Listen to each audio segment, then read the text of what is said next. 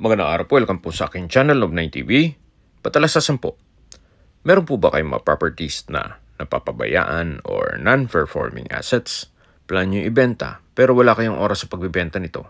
Kung ito'y pagkakatiwala nyo po sa amin, tawag lang po kayo sa aking numero. Usap po tayo, gawan ko po ng video for free. Yes, libre po, wala po kayong babayaran. Tutulungan pa namin kayong mabenta ang inyong property. Kami na po bala sa marketing, sa boosting or paid ads. Even sa tripping, hindi na po kayo mapapagod sa pag-entertain ng mga buyers. Kami na po bala sa lahat. Tawag lang po kayo.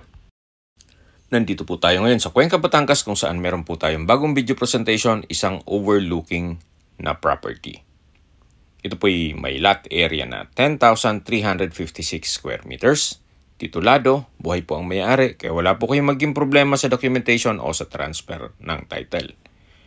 Along cemented barangay road po ito. At may access na rin ng tubig, kuryente at internet provider dito sa area. May frontage din po ito na 80 meters. At mula po dito sa Barangay Road, slope po yan o rolling ang terrain. Then pagdating po sa baba, siguro 30% ng property doon ay patag na po. Meron din pong mga fruit-bearing trees sa loob nitong property gaya ng mangga, nyog, saging at marami pa pong iba. Hanggang dito po ang property line. Ulitin ko po, ito pong property ay slope o rolling ang terrain pero may patag naman po sa babang parte nitong property. Pero ang kagandahan po dito, meron po kayong full view ng Taal Lake at Volcano. Especially kung 2-story ang itatayo nyong bahay. Sa ngayon po, hindi nyo ganun ma-appreciate ito. Pero kung hanap nyo po isang overlooking property, ito na po yung hinahanap nyo. Yan po, tunghayan nyo po. Once na zoom naman natin, matatanaw natin ang Taal Volcano.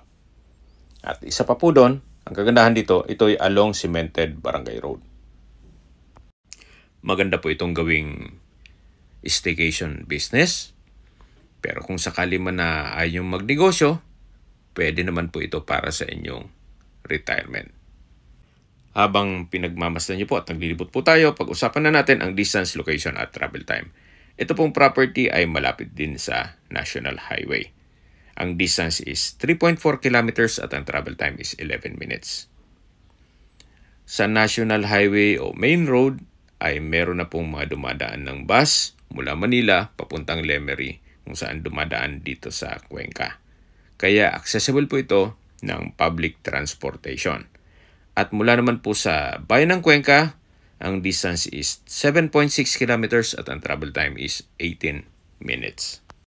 Kompleto na rin po doon gaya ng public market, groceries, convenience store, drugstore, banks, remittance center, school, church at hospital.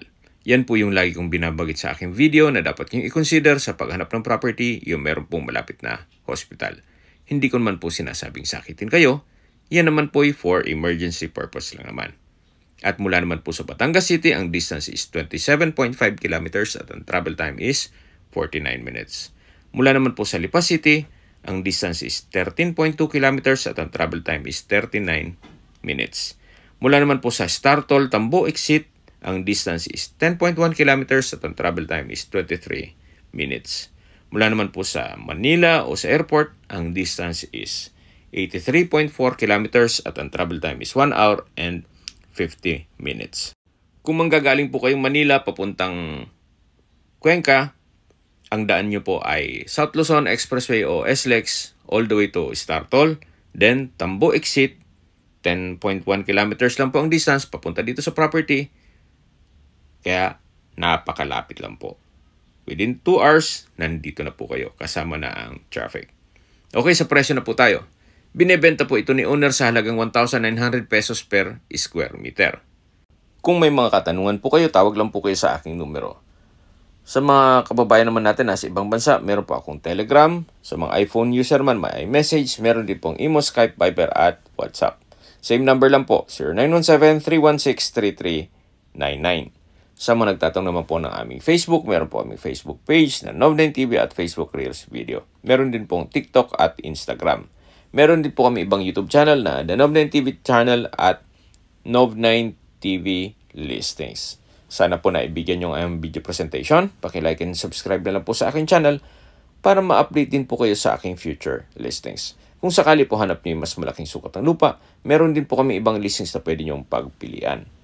Huwag po kayo mag-atubiling tumawag sa amin, then let us know your budget para malaman namin kung anong property pwede naming erok sa inyo. Sa lahat pong viewer, subscriber at nagtiwala po sa amin, salamat po sa suporta. Ingat po kayo lagi at yung pamilya.